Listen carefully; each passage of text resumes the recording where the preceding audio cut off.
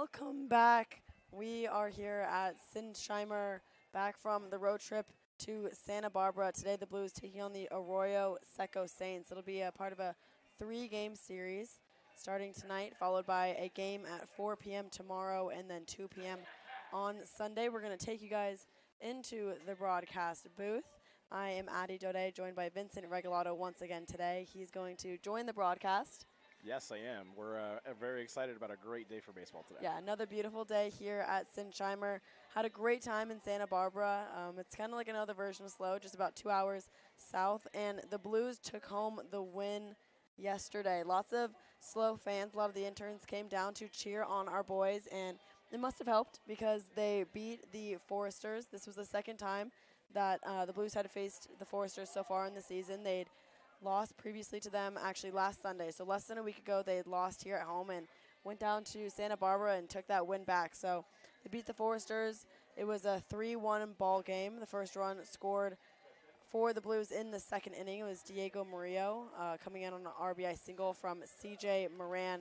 The Blues scored 2 more in the fourth inning off of a 2-run home run from Kyle Becker, who was hitting cleanup on the day. He scored Comerford and himself. The Foresters didn't score until the 6th inning.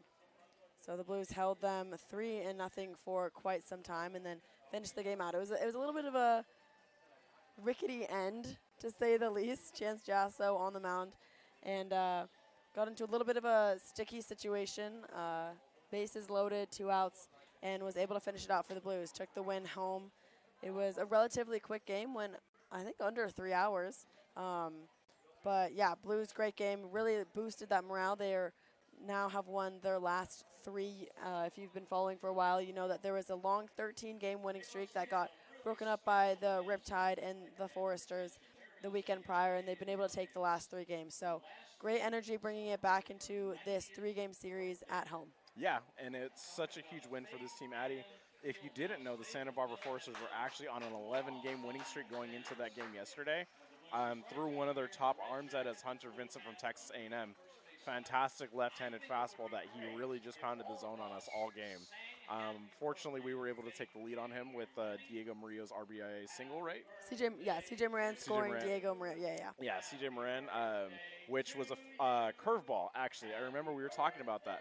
Hunter Vincent's best pitch was his curveball. CJ Moran was like, I'm going to look for a bad curveball, and that's exactly what he got, was a curveball that didn't curve very much. Yeah. And then once we got into the bullpen, the second pitcher, I walked Kyle Becker a little bit through approach and what to be looking for. The one thing that I told him about the second pitcher, who I believe was Joshua Woodworth, was you need to be looking, cancel everything out of his arsenal except for the fastball. Yeah. I want you to look for a fastball first pitch and see what happens. What happened? He hit a ball so hard that the TrackMan did not even register how hard it was hit. Yeah. And it went so far and away. That ball literally left the stadium in about 3 seconds. That was a huge hit. Yeah, the TrackMan, times out around 106. I want to say after 105, it gets a little shaky. Yeah, so after 105, it gets a little shaky. And we saw balls getting up there. We saw a couple hits from from Moran that hit 104. We actually saw a hit to Moran at first base. A great pick by him at 104 off the bat, straight to first base.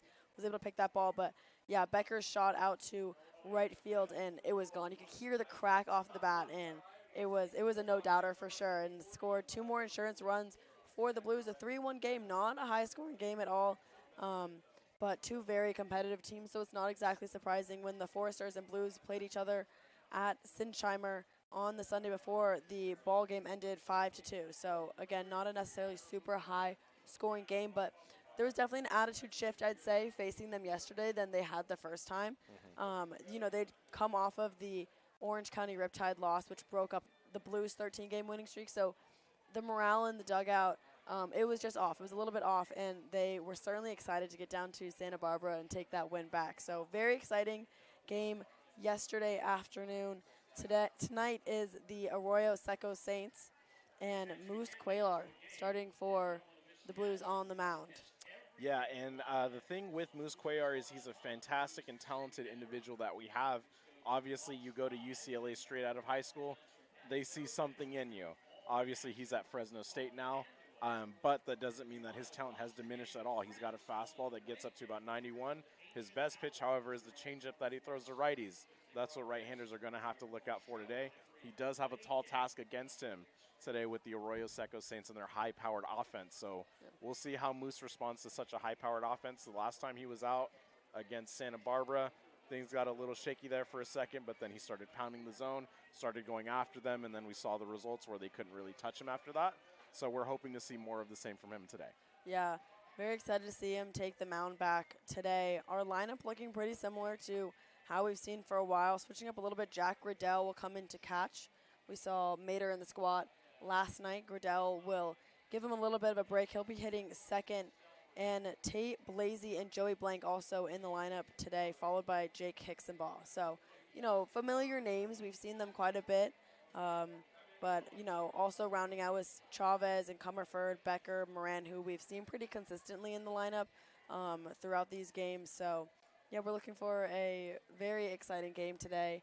The Blues, as I mentioned, very excited after the win last night. This is a 3-game series, so they will face the Arroyo Seco Saints 2 more times after tonight. So we're in for a treat, hopefully very competitive baseball for the weekend. High-powered octane offenses between both sides, so we're looking forward to high-scoring weekend. Yeah.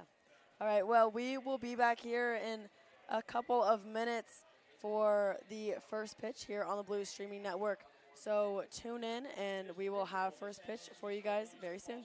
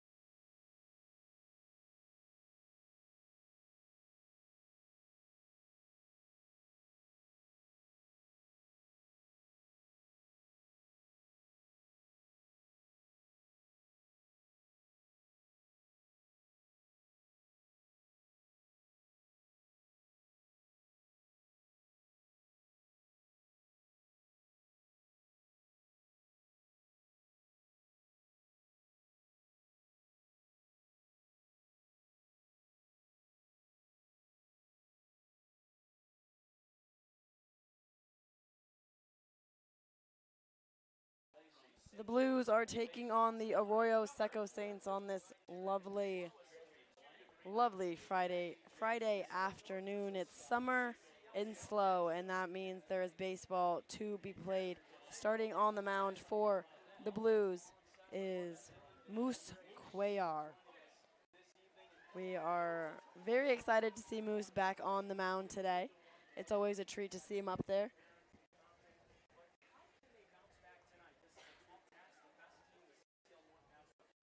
The Blues took on the Santa Barbara Foresters last night, or 4:30 p.m. start time, and beat the Foresters 3-1.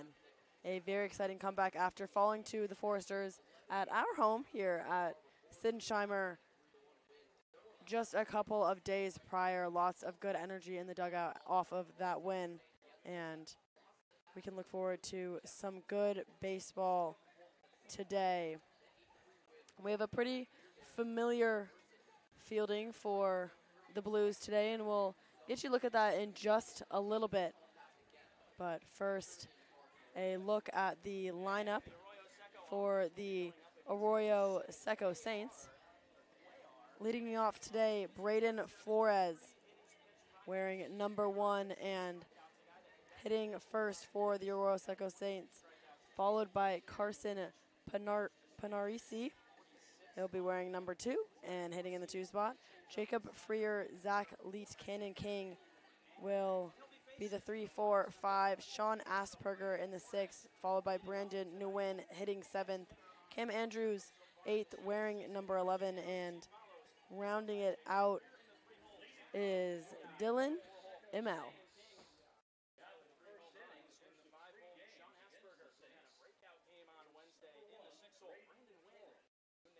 Braden Flores steps to the plate, the first batter today. Cuellar on the mound. The first pitch at 6:06 p.m. It's going to be a strike number 1. It's a little windy here in San Luis Obispo, but the sun is shining. 68 degrees for first pitch. The count 1-1.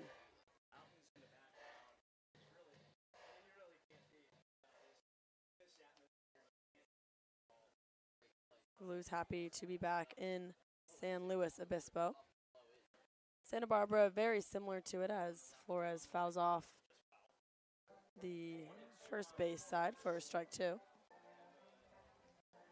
Santa Barbara and SLO are very similar, both coastal towns. SLO a little bit more inland with a couple more rolling hills, but a fun little trip for the Blues to take down south. The 1-2 pitch, low and outside.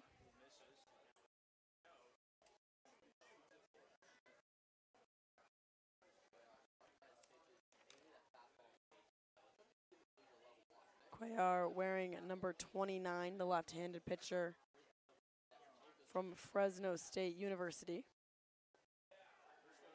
And that'll be the first strikeout in the game to Braden Flores.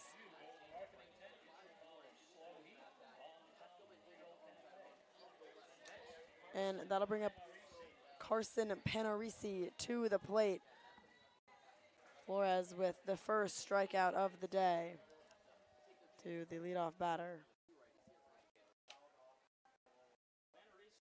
That'll be 1 out to Panarisi, who will swing on for strike 1.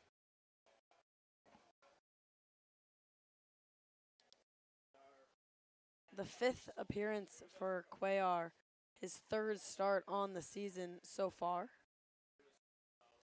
A 3.86 ERA with 22 strikeouts. Make that 23 after striking out Flores, the first batter of the game.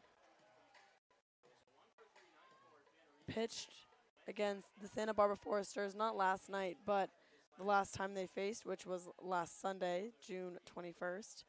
went 3 innings and struck out 6. The 0-2 count just misses inside. That'll be for ball 1. Honestly, I think he might have just caught it incorrectly on that pitch. Cuellar is facing Carson Panarisi to start it off here. You can see the wind blowing from the flag out in dead center. That ball fought off into the Little League field. Panarisi will stay alive.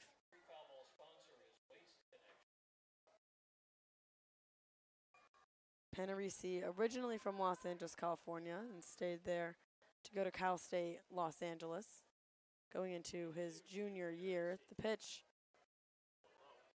just misses. The count 2-2. Fans yelling for hot sauce.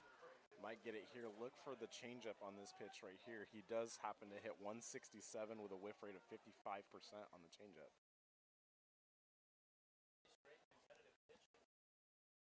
The pitch. And that'll be it. Back-to-back strikeouts for Cuellar. And the first 2 in the lineup are set down.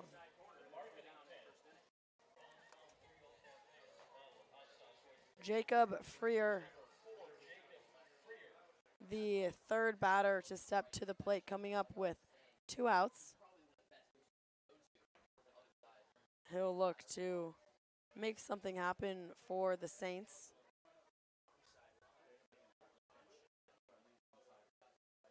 The pitch to Freer, a called strike 1. Perfectly placed fastball on the outside corner, Addy. It doesn't get any better than that. And that's what we like to see from our starting pitchers. A lot can be said about the way that they come out. It definitely can dictate the mentality on the mound. That ball fouled off for strike 2. The count 0-2.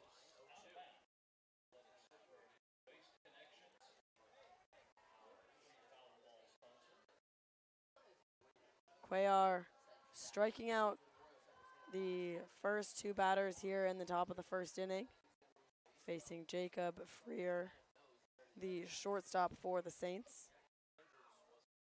The 0-2 pitch is swung on, sent into center field. Back goes Cesar Chavez, and he will make the catch. 2 strikeouts and a fly out to center field to start it off here in the first inning. The Blues taking on the Arroyo Seco Saints. We'll see their bats when we get back.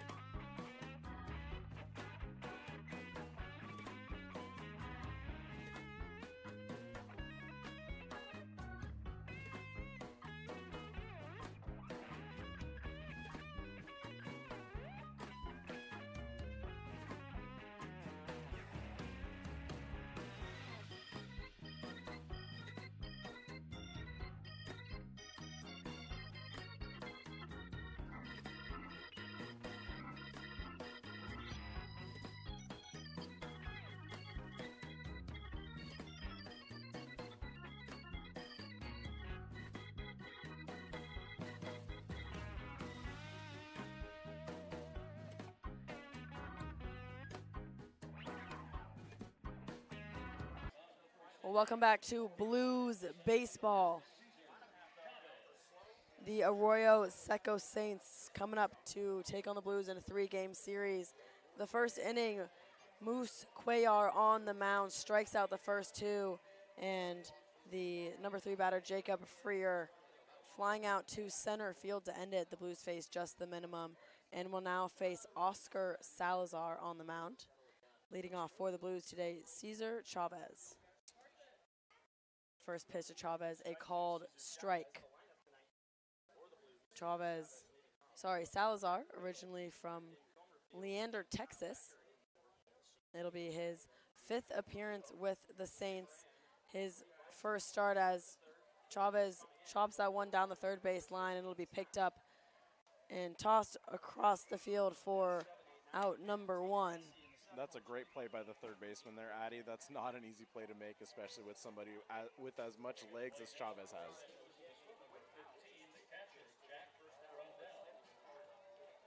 Chavez, not the super long at bat. Didn't really get to see much of Salazar there. Cordell now to the plate. Hopefully we'll watch a few more pitches, get an idea of who Salazar is. The first pitch low for ball 1.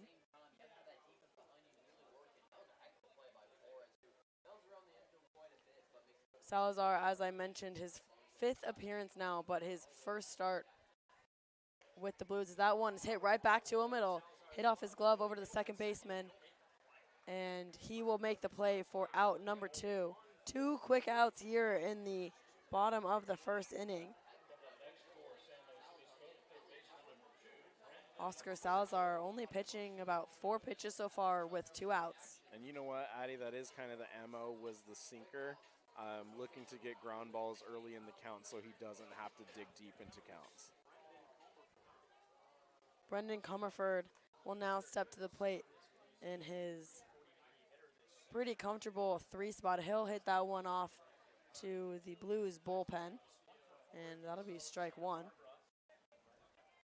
Comerford played in last night's game against Santa Barbara.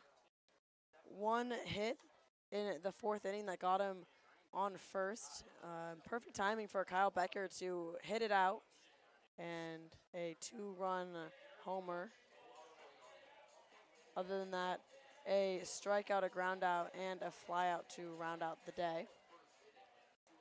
That'll be swung on for strike 2. 0-2. Called high for ball 1. 2 outs with Brendan Comerford at the plate, the third baseman for the Blues. He's facing Oscar Salazar, the right-handed pitcher, and that will miss way outside. And you know, Addy, this is a great at-bat by Brendan Comerford. When you're comparing 2025 Brendan versus 2026, last year he probably swings at those 2 pitches. He'll be the first one to tell you that too. The 2-2 is fouled off, and he will stay alive here in this at-bat. Oscar Salazar on the mound for the Saints. Currently undecided, but previously played at Weatherford College as a Coyote. Didn't start at all with them as well. That pitch fouled off, and Comerford will keep battling. He's the first one to see this many pitches from Salazar so far. He's really working that 3 spot, making Salazar pitch to him.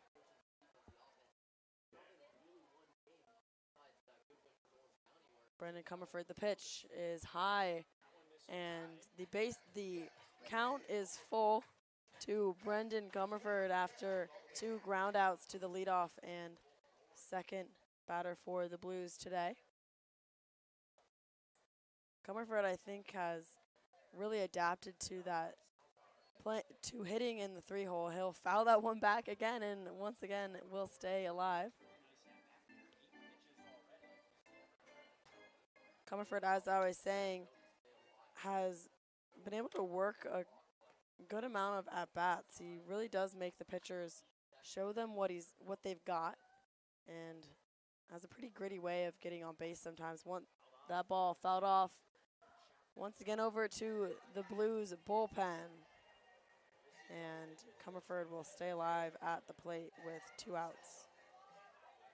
Beautiful at-bat. I'm loving every second of this at-bat, Addy. This is such great information for him to take in the dugout in between innings, too. Yeah, and it's great for his teammates as well over in the dugout, being able to just see more of Salazar, especially hasn't been a starter for the Saints. To see him kind of in that position, it's much different than coming in to relieve or close. So to have some, even just a little bit of information. I mean, this at-bat, that's maybe what is 4th or 5th ball fouled off now? Yes, this is a fantastic at-bat by Brendan Comerford. He'll be really excited regardless of the result. Exactly. The count is full with 2 outs to Comerford. He will send that one back once again. Comerford will stay alive, and that's fouled off over the first base side. This is his 20th game with the Blues on the season. He's hitting .343. The pitch, and that'll be it for the inning. Comerford strikes out swinging, but not without a fight. And the score still 0-0 going into the top of the first inning when we get back on the Blues Streaming Network.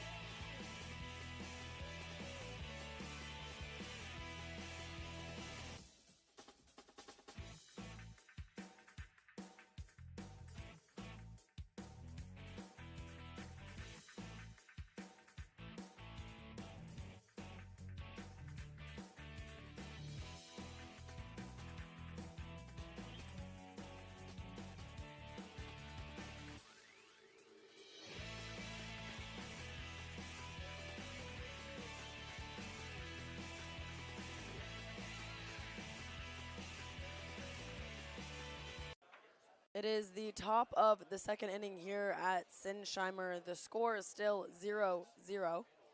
And leading it off for the Arroyo Seco Saints is Zach Late, followed by Gannon King and Sean Asperger. On the mound, Moose Cuellar. He faced just the minimum in the first. And Oscar Salazar for the Saints did the same in the bottom. That pitch coming right back at us in the press box for strike 1. Zach Late wearing number 8. And it might be a little confusing. Their uniforms looking very similar to a pair of the Blues uniforms.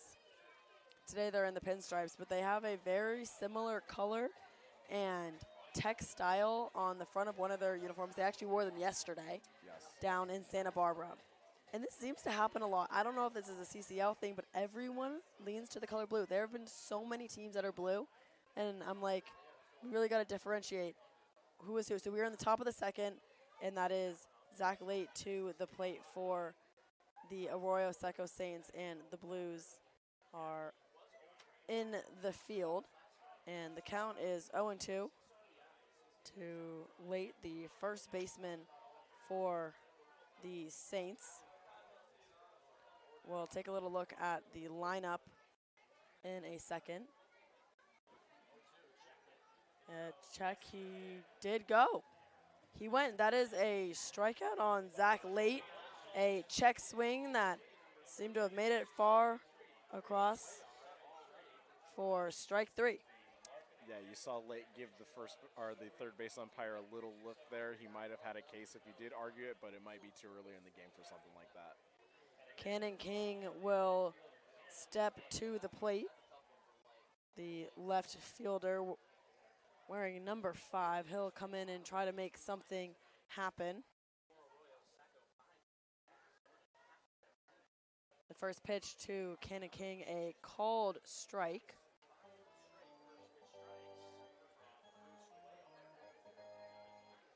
Cannon King, originally from Los Angeles, California, bats left, but throws right. This is his 12th game with the Saints on the season, and that'll be swung on for strike 2. Batting .310 with 3 home runs, 9 RBIs, and 10 runs. His last game on the 24th, so 2 days ago, against the Academy Barons. No hits and a strikeout on that day. He'll swing and send that one to the second baseman. Will throw it over to Moran, and a big stretch, but that will be out number 2 here in the top of the second inning. Fantastic play by Joey Blank there, who hasn't gotten much time in the field since he's gotten here. What a play to get to that ball and make the jump throw to first. We've seen Blank a little bit on the left side of the field. He played third a couple of days ago here at Sinsheimer. We've seen Diego Gonzalez kind of settle into that second baseman position, and he's seemed very athletic. You know, we've had a very stacked infield kind of all season. You know, we have C.J. Moran and Comerford, who are pretty much set at the corners. Diego Murillo, who we'll see play the middle infield, and today over playing shortstop. Joey Blank looking to fit in there, and that was a beautiful play for him to kind of get settled here in the second. The count is 1-0 to Sean Asperger, who is now at the plate. He'll swing and send that one right back to Joey Blank, who will catch it in the air, and that'll be 3 outs. Once again, the Blues face the minimum. Joey Blank getting some action over at second base, and we will see the Blues back to the plate when we get back in the bottom of the second.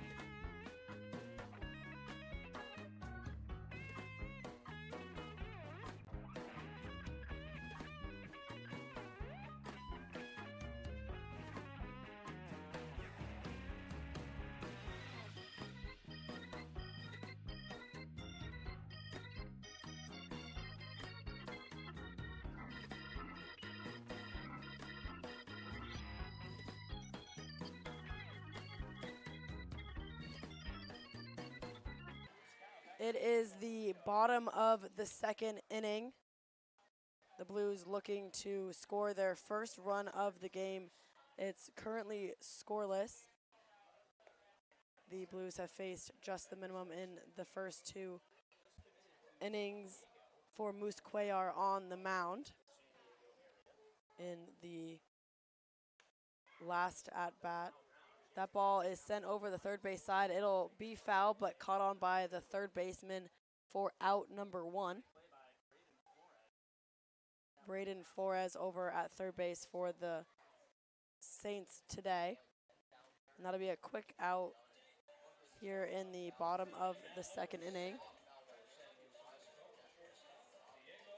Diego Murillo will step to the plate. He'll look to make something happen his first time to the plate today after the Saints face just the minimum in the bottom of the first. A great outing by Brendan Comerford, who unfortunately just struck out, but that ball would be hit over into right field for a base hit. Diego Murillo with the first hit of the day. And first base runner for the Blues. And CJ Moran will step to the plate. Moran, who had 2 hits in last night's game. An RBI single to score Murillo for the first run of the game yesterday.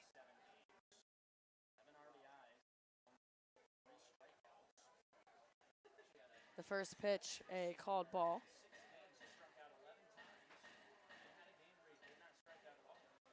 Diego Murillo stands on first base, and he'll take off as Moran swings on, but he'll send that one foul, and Murillo back to first. The count is 1-1 with 1 out and 1 runner on. One of their famous hit and runs that they love to run with 1 out and 1 runner on first base, especially with Diego Murillo in the 5-hole. Yeah, Diego Murillo, who reached base 3 times yesterday, over 4 at-bats. A single followed by a walk, a strikeout in the 6th, and then another single in the 9th inning. That'll be ball 2 to CJ Moran. Here's the pitch. Swung on and sent to the left field side. That'll be fair. The umpire calls it fair. That ball all the way back to the wall. Round comes Diego Murillo, and he will hit home standing up, and CJ Moran over to second. What a hard hit ball by Moran. That ball just grazing the line into fair territory, going all the way back to the wall. An RBI double for Moran. And how about that send by third base coach Rene Regalado? He read the depth of that ball perfectly and allowed Diego to score from first on an awkwardly hit ball to the wall. Yeah, and he had time to spare. I'm not even sure the left fielder was prepared for that ball to stay fair. And Moran was able to make it all the way around from first with time to spare. That ball barely making it into the infield by the time he touched home. That'll bring up Tate Blasey to the plate. Blasey out in right field today. He'll step to the plate with an out and a runner on second. That'll be 2 balls to Blasey. CJ Moran, a huge hit out to left field to put the first run on the board for the Blues tonight. He's dancing over on second. The pitch will go home, and that'll be 3 straight balls to Blasey.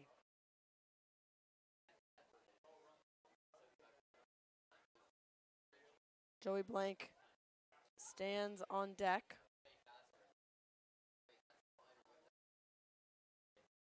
Ready to face Oscar Salazar on the mound. The pitch, that'll be a called strike. The first strike of the at-bat. The count is 3-1. Tate Blasey, originally from Kansas, now attends Colorado Mesa University. He'll be going into his senior year in the fall. It's part of the RMAC conference, the Rocky Mountain Athletic Conference. This is his 7th game as a Blue, and he'll swing and send that one over to the shortstop, who will come in and send it across to the first baseman. The throw will not be in time. Tate Blasey safe at first. And CJ Moran over to third. There are runners on the corners for Joey Blank. A well-hit ball by Blazy. It's kind of a tricky one because it comes off a little slow. And the shortstop had to come all the way into the infield grass to make it. And at that point, his body is angled in an uncomfortable position, and it's hard to turn your body almost 180 and over to first. Blazy will go for second. The ball way off the plate, and CJ Moran will come in. Ball going all the way out to center field. And just like that, Moran will score on an error. Yeah, and it looked like the catcher, Andrews, just never had a good grip on that ball before he threw it. That ball sailed pretty much past the second baseman. It was before he even got to the base. Yeah, I mean, it was never on track to make it to second. The ball is just completely off of the bag. Blazy with time to spare. That'll be his third stolen base for the day. That ball by Jack Hicksonball sent back to the second baseman and over to first for out number 2. But he will move Blazy over to third, just 90. Sorry, I believe that was Joey Blank. That was Joey Blank. Joey Blank, apologies. Joey Blank. Out by Joey Blank, by the way. Yeah, moves Blazy just 90 feet away from scoring. And now the designated hitter in the 9-hole, Jake Hicksonball, will step to the plate. One of the vaunted big 3, Jake Hicksonball.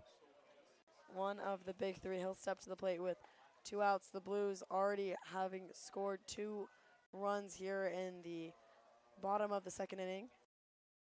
And a runner on third.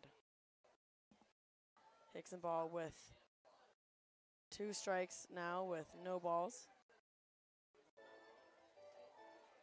Oscar Salazar on the mound for the Saints. His first start with the Arroyo Seco Saints on the season. And that ball will be hit to the second baseman, who will toss it right over to the first baseman. And that'll be the third out here in the bottom of the second, but not without 2 runs scored for the Blues. Diego Murillo and CJ Moran come in. Only 1 runner left on base with 3 hits, including the double from CJ Moran, 1 error, which scored him. And we will head into the top of the third inning. The score, 2-0.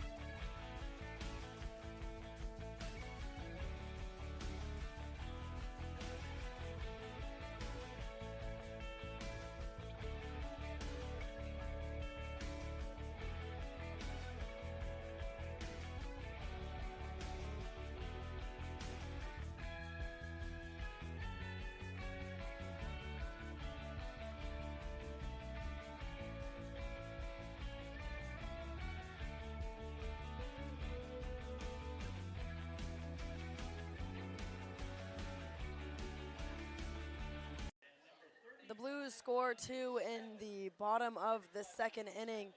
Before we get started here, let's take a little look at our fielding for the Blues.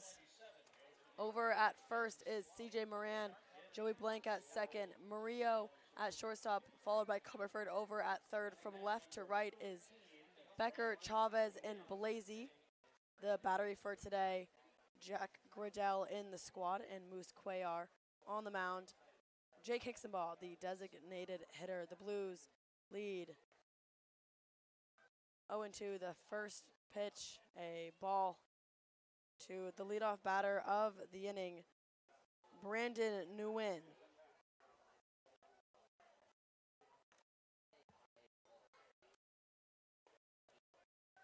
Called strike 1. The count is 1-1.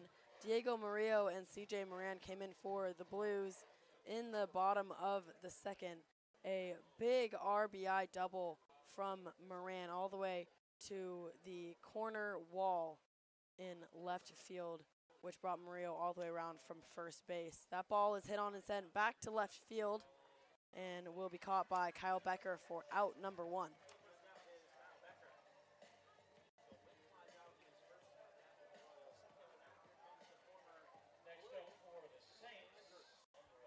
Cam Andrews will step to the plate now, wearing number 11, the catcher for the Arroyo Seco Saints.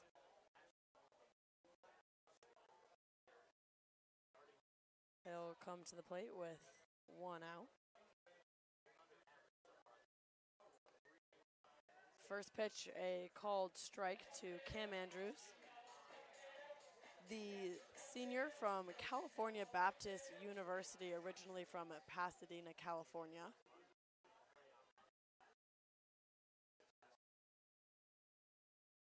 Pitch to Cam Andrews. He'll turn inside for ball 1.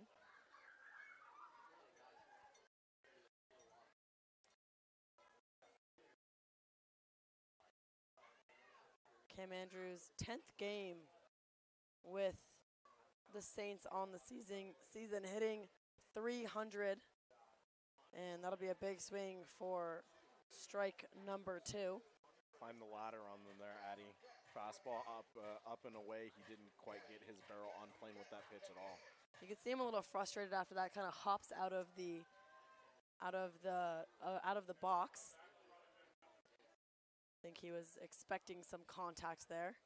The pitch, and that'll be high for ball 2. The count is even 2-2. Cam Andrews' last appearance at the plate was against the Academy Barons 2 days ago.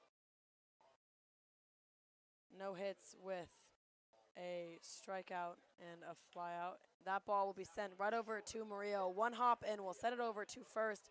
Off the bag a little, but Moran with the play, and that'll be out number 2. So far, the Blues have faced just the minimum in the first 2 innings and have now faced 2 batters with 2 outs here in the 3rd. And how about that short hop play by Diego Murillo right there? You can credit Blues grad assistant coach Hawk Hill for hitting fungo to these guys early in the day. He practices short hops like that quite a bit with them.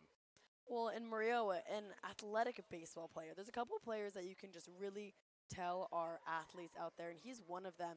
Everything he does has a sense of finesse to it, if you will. And that ball, kind of a hard hop. Could have been caught in the air if it was like a couple feet in or hit a little bit softer, but able to make play and still send it over to Moran at first. And you know what Diego told me today? Diego actually got a haircut today. He cut the flow a little bit. He told us it was for aerodynamic purposes. Okay, He's trying to get faster in the field. I find that interesting, and that could have been a huge reason why he just made that play. Yes, I think that made the difference there. I think that seriously probably made the difference. But I find that interesting because I know it's definitely a thing for players to not cut their hair in season, and I know this is summer ball, so maybe he can get haircuts now. But I find that interesting. That's what manager Dean Traynor said. Why would you cut your hair if you're swinging the bat the way that you're swinging it? True. For aerodynamic purposes, of course. That ball hit to the second baseman, who will field it over to C.J. Moran. That'll be 2 ground outs to end the 3rd, the top of the 3rd inning. Once again, the Blues have faced just the minimum against the Arroyo Seco Saints. They lead 2-0, and into the bottom of the 3rd we go. The Blues hoping to create a little bit more of a lead when we get back.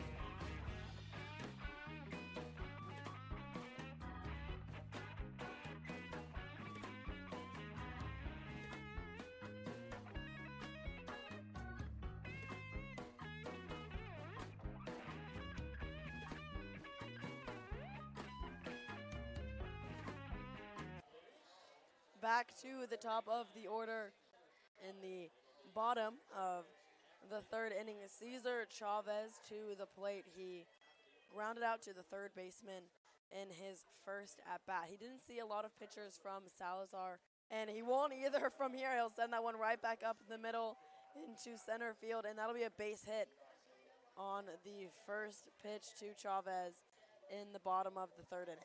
And Addy Chavez, a decorated leadoff hitter at Cal State LA, tried to find a good spot for him in the lineup. It looks like with recent roster changes that have happened within the organization, he's going to settle in there at the leadoff spot more often than not. And it makes sense. We saw him hitting 2 and 3 a good amount, sometimes even 4. But really settled into that 2 spot for a while and has really stepped up and, you know, been able to fill in that number 1 spot. Now to the plate is Jack Gradell, the catcher for the Blues today. He'll foul that one off for strike 1. Gradell also grounding out in his first at-bat in the first. Between Cesar Chavez and Jack Gradell, we didn't see a lot of pitches from Salazar. It wasn't until Brendan Comerford that we really got to see Salazar kind of get deep in a count, see what he does.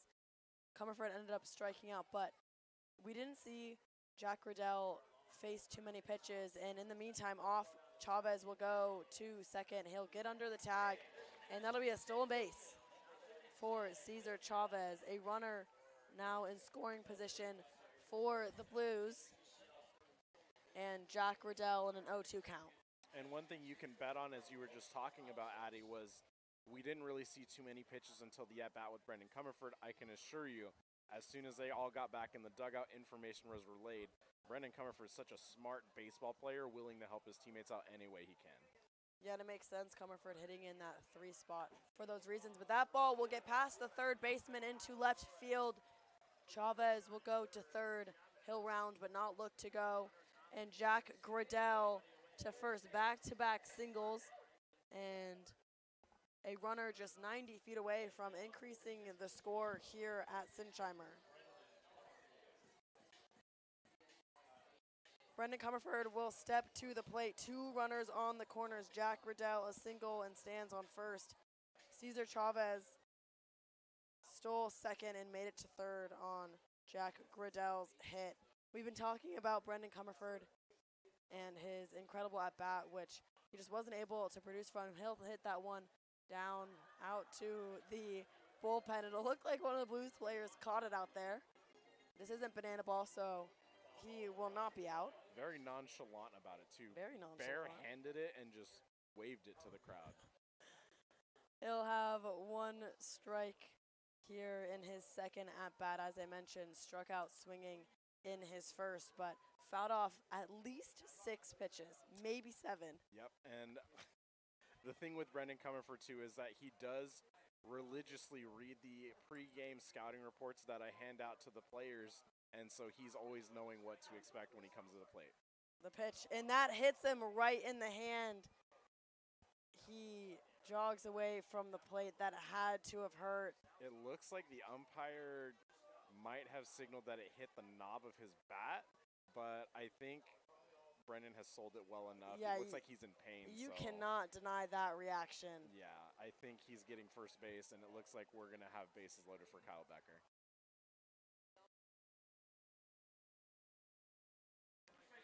Brendan Comerford will get checked out. Dean Traynor stepping out to see him. It looks like the athletic trainer is out there as well.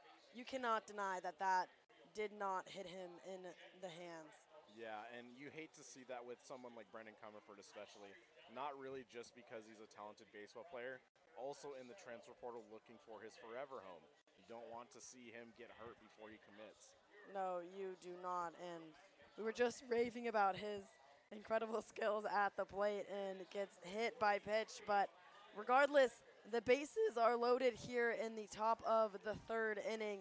Kyle Becker, who had the 2-run home run in last night's game, is at the plate. At third is Cesar Chavez. At second, Jack Gradell, and Brendan Comerford now stands on first after being hit in the hand. The first pitch is outside for ball 1. Kyle Becker, who popped out foul over the third base line, but was caught by the third baseman, and he'll foul that one back to the fencing. The count is 1-1. There's no outs with bases loaded. The Blues already leading 2-0 in the bottom of the third. The pitch from Oscar Salazar swung on in. That one will go into the grass. I think my favorite part is seeing all the kids scramble to get a free foul ball. It is exactly like that audio track that plays every time it goes out there when the seagulls from Finding Nemo are like, mine, mine, mine. It's That's the same exactly thing. it. The count is 1-2. The pitch is swung on and sent back to the pitcher. The ball will make it to second and over to first. He will be safe at first, but Brendan Comerford out going for second. And the Blues will score. Cesar Chavez comes in. A productive hit by Kyle Becker. And you know what? A kind of unlucky hit, too, because it looked like Salazar got a piece of it with his glove. It ricocheted enough from going up the middle, ricocheted to the second baseman. Yeah, very unlucky at that. But just one out and a runner scored on the hit.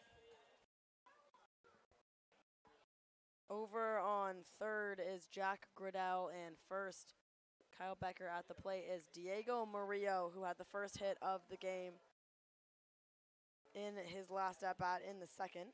Fresh haircut, coming off a 2-for-3 game against Santa Barbara. This is the guy you want at the plate right now, Addy. He's already scored. He was the first hit and the first run, and he'll hit that one, over to first. The first baseman will go over to second to get Kyle Becker. But Jack Gradell will come in the process. So Kyle Becker out going to second. Diego Murillo will reach on a fielder's choice. And 2 runs now scored in the bottom of the third. The score now 4-0. And CJ Moran, who just had a huge RBI double out to left field, he'll come up with 2 outs and a runner on first. The wind is still blowing that way too, Addy. Don't be surprised if he goes back out there. First pitch, a ball. The wind is going. It's kind of a weird day here at Sinsheimer. You can see the sun is there, but some cloudy gray skies kind of filling in here at Sinsheimer. This is the kind of weather that we're kind of used to in like March, April. We're almost in July, and there's gray skies out here. It's always interesting kind of where SLO is situated compared to the hills and the mountains surrounding it. When fog rolls, or not even fog, but when clouds roll in here, it really concentrates. And that'll be called strike 2 to Moran. You know Moran wants that one back. He immediately walked out of the batter's box because he knew he got a pitch to hit there. There are 2 outs and a runner on first. CJ Moran, an RBI double in his last at-bat. Diego Murillo stands on first. The pitch is swung on and sent foul down the first base side. Diego Murillo will head back over to first, and CJ Moran another life at the plate.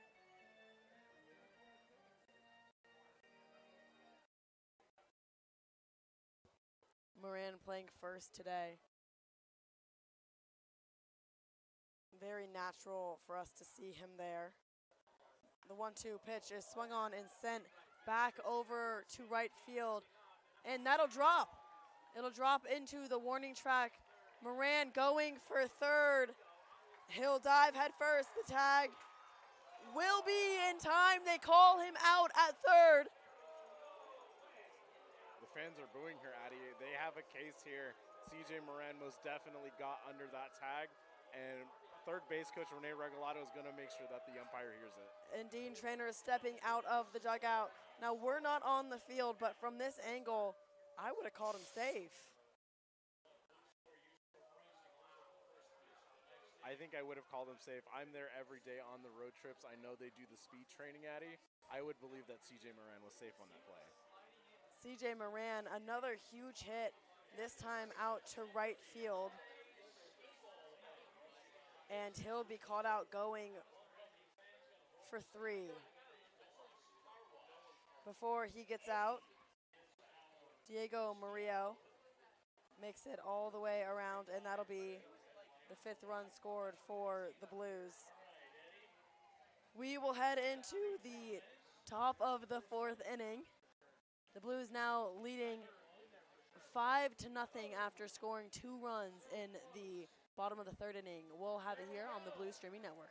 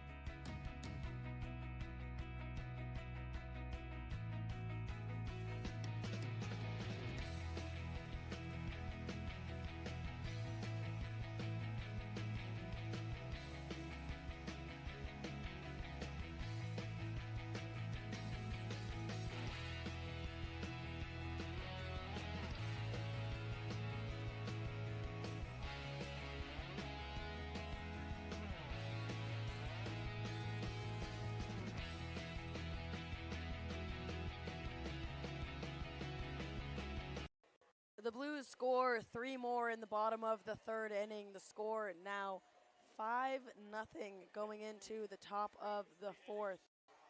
A little bit of a controversial out to end the 3rd. CJ Moran with a huge hit out into right field.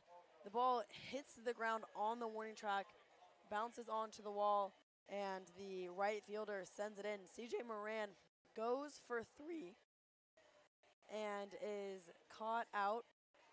It looked, at least from up here, that he got under the tag, but to the 3rd base umpire, he did not, and that was it for the 3rd. Not before Diego Murillo came in to be the 3rd run of the inning and increasing the Blues' lead. He scored 2 in the 2nd and 3 in the 3rd, and now starting it off here in the 4th, the top of the order, Braden Flores.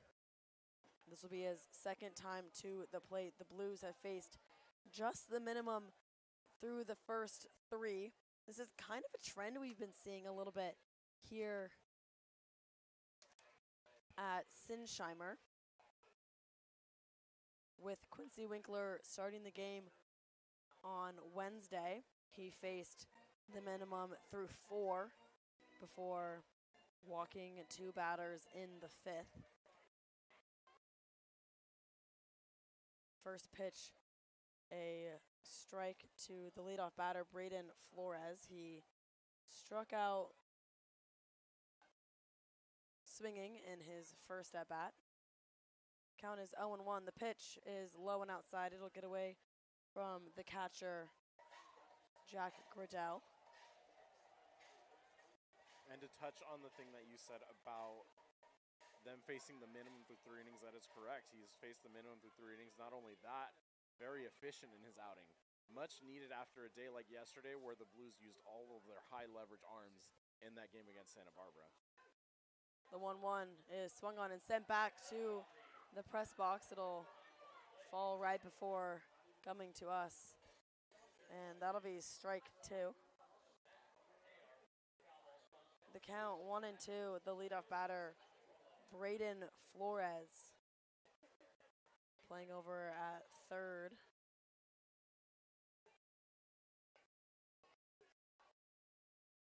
Count now even.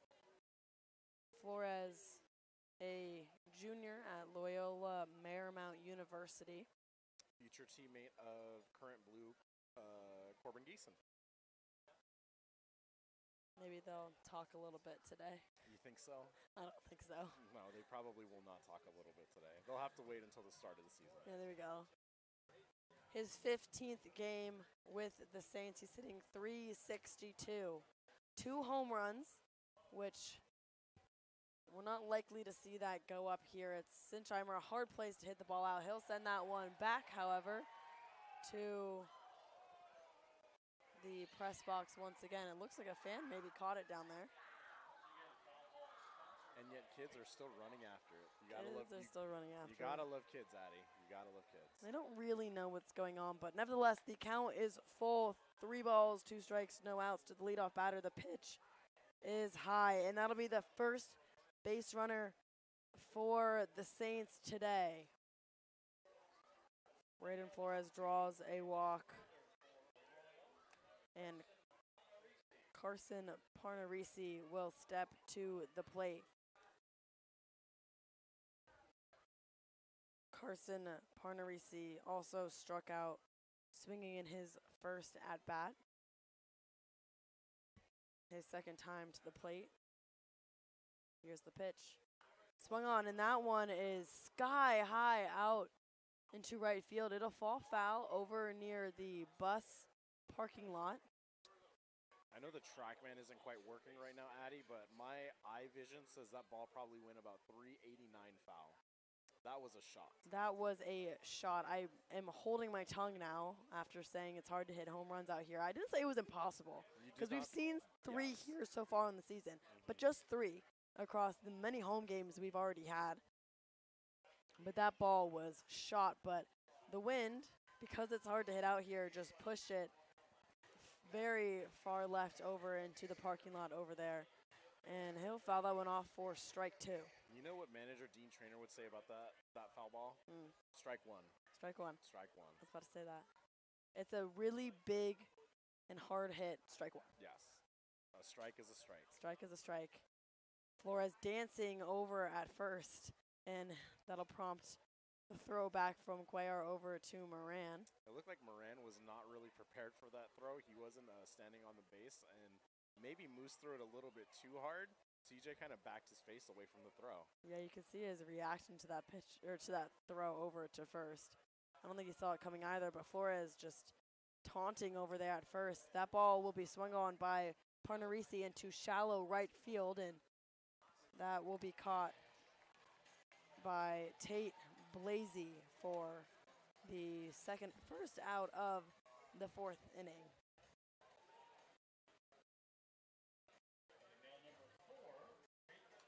Jacob Freer. He will come to the plate. He'll step up with a runner on first and 1 out on the inning so far. The shortstop wearing number 4. The throw over to Moran at first. Once again, kind of an interesting reaction to that ball coming from Cuellar. It's almost as if Cuellar's throwing it maybe a little too hard. Maybe a little bit too hard. It's too much sauce. First pitch to Freer is high for ball 1. Moran, as we've mentioned, has sat over at first quite a bit since he got here in this season. He's really settled in. We saw Joey Blank, I believe, step in that role one time when Moran just kind of needed a little bit of a break, but other than that, we've really seen him take over that corner. Yeah, and it was not just Joey Blank who did it once, also Sean Rivas. Yes, You know, not your average JUCO players, Jack Riddell and Sean Rivas, both fantastic players who have a very bright future ahead of them. The count is 2-0, a runner on first, and he will take off for second, but that ball will be chopped over to Blank, who will toss it to Moran for out 2. Braden Flores with a good jump on that and makes it to second. Jacob Freer out. And you know, you have to start manufacturing runs somehow. This high-powered offense who really hasn't been able to get it going today, running a hit and run in that spot and moving the runner over to second, a really good idea, and they hope to manufacture some runs here with 2 outs. Yeah, their first inning with a runner on. They've yet to record a hit. Braden Flores getting on from a full count walk. He now stands on second with Zach Light, the cleanup batter, to the plate. He steps up with 2 outs. This is the most amount of batters that Cuellar has faced in a single inning thus far, and that'll be a strike 1 to Light. Perfect placed fastball on the outside corner. What a great start to this at-bat for Cuellar. Braden Flores off the bag on second. He was really dancing over at first. Not seeing too much from him over there, and that ball will be low and outside for ball 1.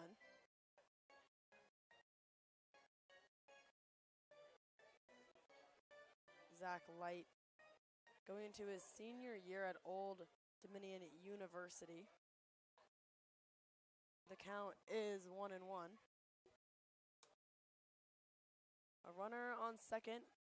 First time the Saints have had someone in scoring position. The pitch is outside for ball 2. Great attempt at a frame there by Jack Riddell. You have to be very impressed at how the Cuesta College catcher has been handling his Fresno State battery mate so far in this game. Zach Light's 8th game with the Saints, hitting .286 on the season. 6 RBIs. The pitch to him is swung on and sent to the shortstop Diego Murillo, who will toss it to his teammate Moran at first, and that'll be the 3rd out. No damage done in the 4th. The first base runner for the Saints in Braden Flores, who drew a full count walk. But the Blues still lead 5-1 going into the bottom of the 4th inning here on the Blues Streaming Network.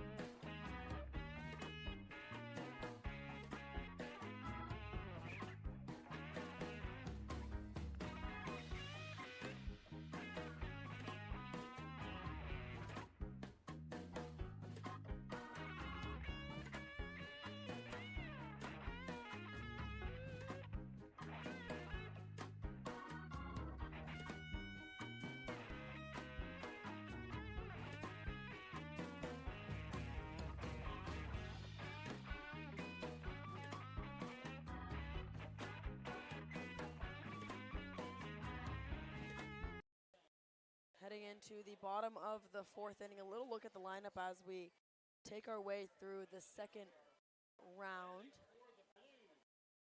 Up to the plate right now is Tate Blasey, who's hitting 7th, but leading off is Cesar Chavez, followed by Jack Riddell and Brendan Comerford hitting cleanup, Kyle Becker, Diego Murillo in the 5th, TJ Moran hitting 6th, Tate Blasey, who's to the plate, 7th, followed by Joey Blank and Jake Hicksonball cleaning it up.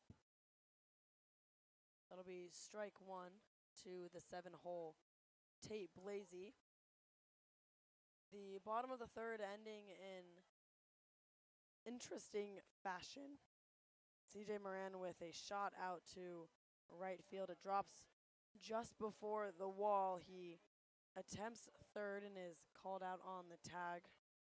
But an RBI scoring Diego Murillo, the third run of the inning, and making the score 5-0. The 1-1 pitch outside. Blasey playing in right field today for the Blues.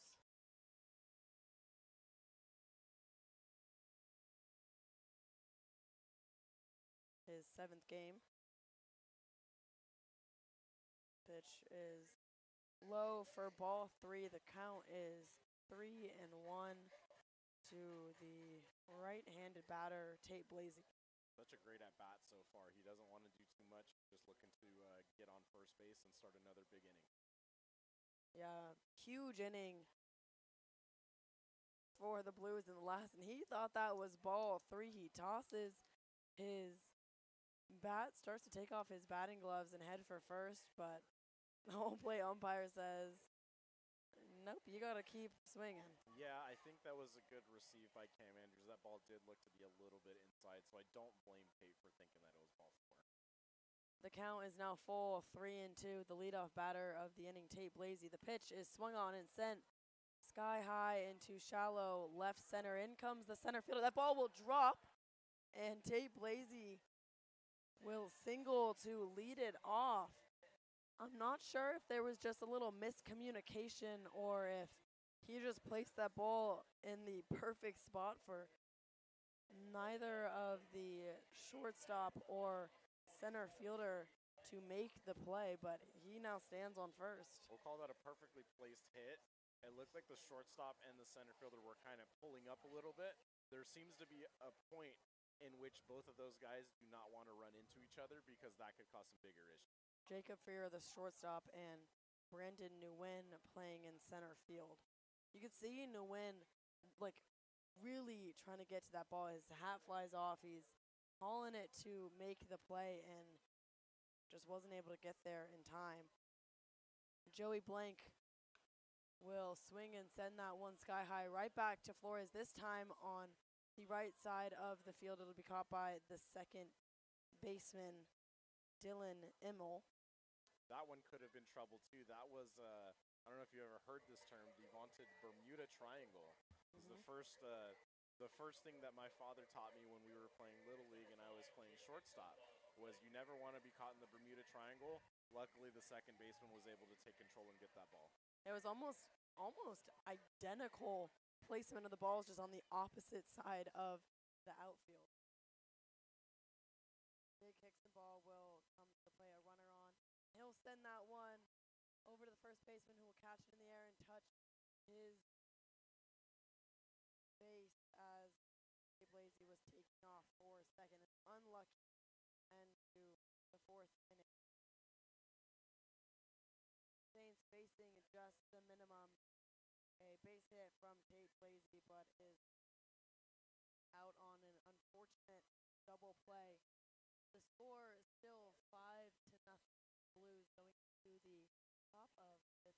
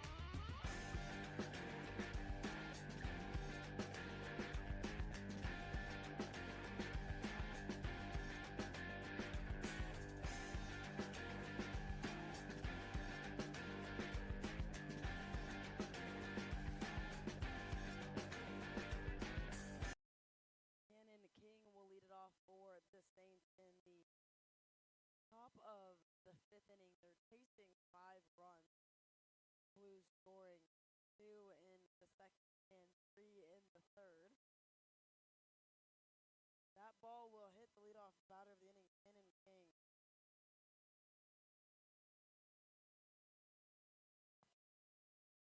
Number 5 batter will take first.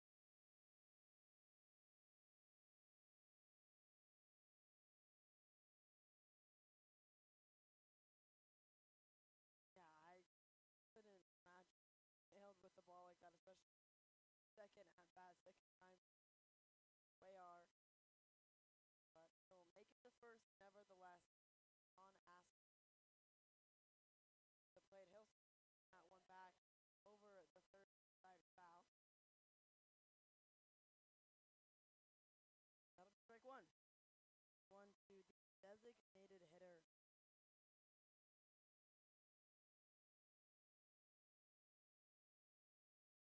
Asperger, California. That'll be called strike two. The count is 0-2. Runner on first, no out.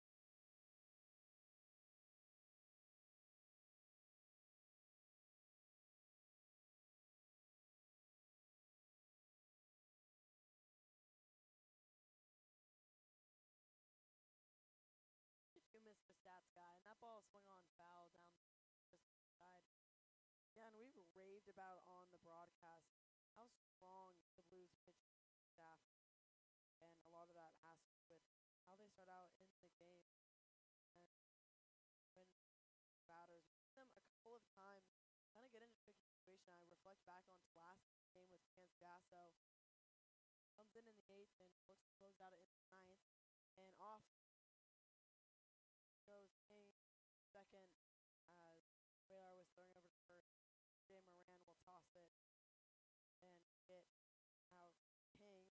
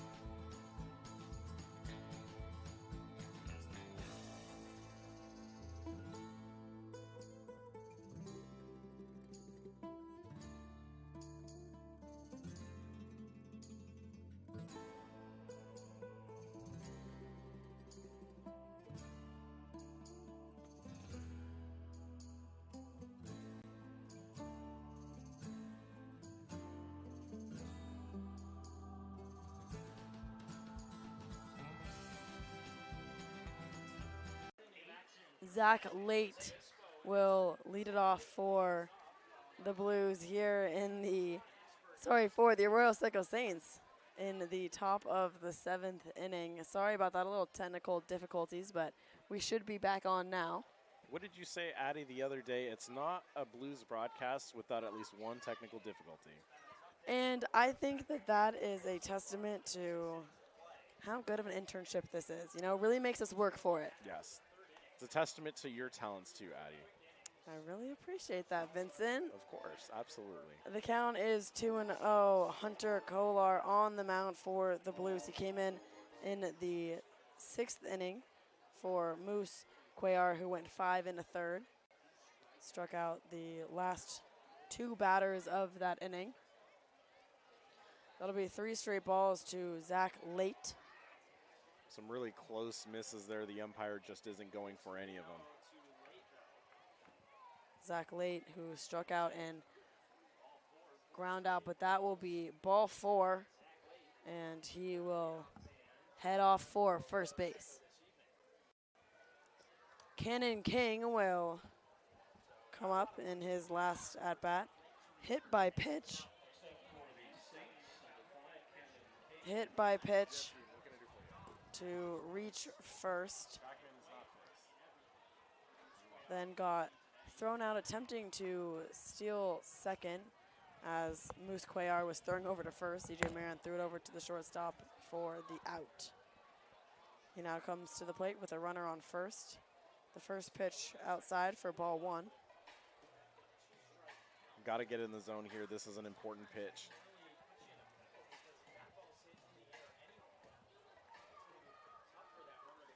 One 1-0 to Cannon King.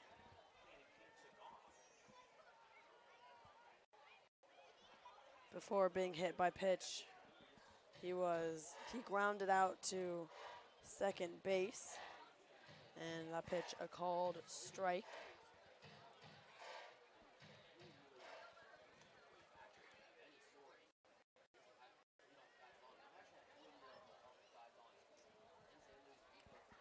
On first, Zach Late.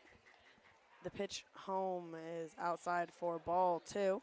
And you can see action stirring in the Blues bullpen. It looks like Dean Traynor is not pulling any punches today. Carson Boyer is warming up even with a 5-run lead to slow down this left-handed heavy lineup. Called time with a 2-1 count. Cannon King at the plate. We've got a lot more baseball against the Saints on the weekend. This is just our first matchup of 3 against them. And that'll be swung on for a strike 2. The count 2-2. A runner on first base. The Blues still leading 5-0 in the top of the 7th. This has to be a pitch where you challenge him, Addy. One swing is not going to tie the game, and you can't afford to walk another person. The ball is swung on and sent back over into right field. Round goes Blasey, who makes the catch. No tag from Zach Late. He'll stay over at first, and that'll be out number 1 in the top of the 7th inning. And good job by Kohler getting in the plate and challenging him, forcing him to swing.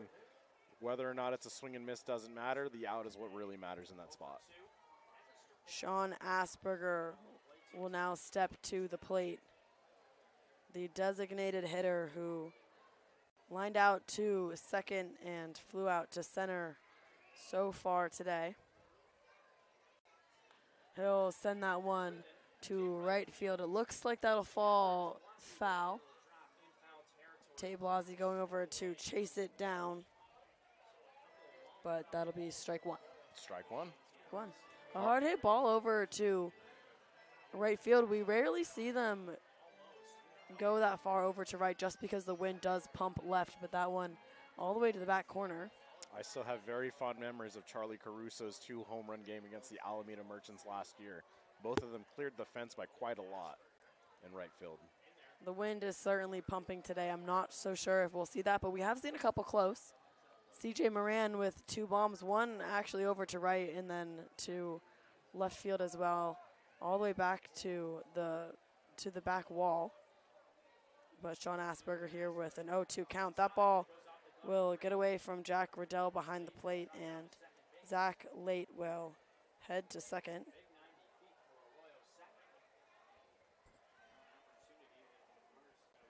That'll be ball one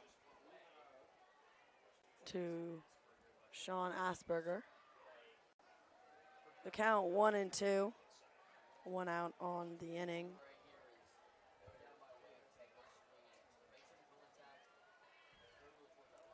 Asperger wearing number 7 and hitting 6th. He'll fight that one off over the third base side foul.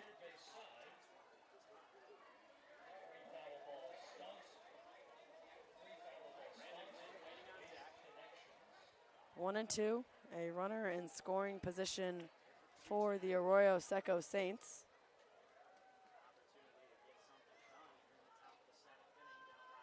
The pitch is inside.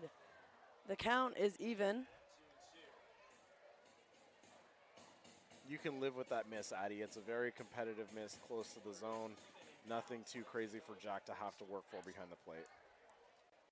Asperger, who spent his last 2 years at Santa Barbara City College. In this last season, well, he'll hit that one over to Moran, who will take it himself for the second out. But Zach Late over to third. And for the first time for the Arroyo Seco Saints, they have a runner just 90 feet away from home.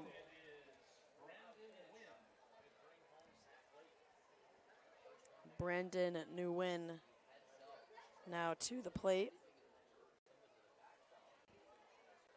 He'll come up with 2 outs. A runner on third, Zach Late, who walked. Can prove how dangerous walks are. He made his way all the way around to third base. The Blues with a cushiony lead. It's 5-0. And a big swing from Nguyen for strike one. And you're right, Addy. This does prove how dangerous walks are, because really a walk, a wild pitch, moving the runner over, he's already on third. Another big swing and a miss from Nguyen. Fantastic pitch from Kohler there, going right after him. You could see Nguyen reaching to the outside of the plate for that one. Fans want their hot sauce. Fans want their hot sauce. A runner on third, the count 1-2, the pitch just misses outside. The deuces wild, 2 balls, 2 strikes, 2 outs. Yet another competitive miss. Hunter Kohler came in the 5th, and that ball will be swung over to second base. An underhand toss to first, and that'll be it for the top of the 7th inning. The Arroyo Seco Saints leave 1 runner on, no errors, no hits, and the Blues still lead going into the bottom of the 7th, 5-0.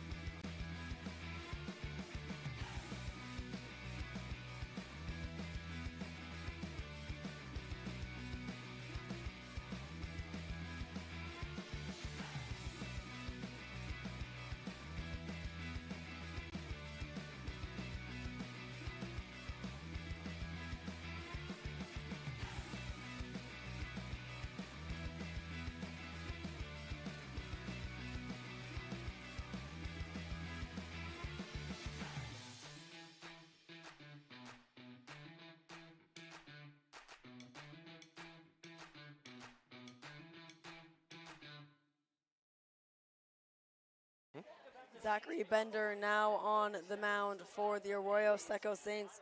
He comes in for Oscar Salazar, who goes 6. The Blues scoring 5 runs. But the right-handed junior from Loyola Marymount University will look to do some damage on the mound now. He will face the leadoff batter of the inning.